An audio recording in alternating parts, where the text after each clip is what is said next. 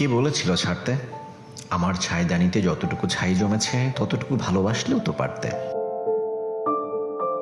তোমার শহরে সভ্যতা, জেল নেইল পলিশ, কাঠখোট্টা চুমু, অশালীন বিকেলের ল্যাম্পস্টেক অথবা ফ্রেডি মার্কারির গান আমার কেন জানি কোনোটাই সহ্য হতো না।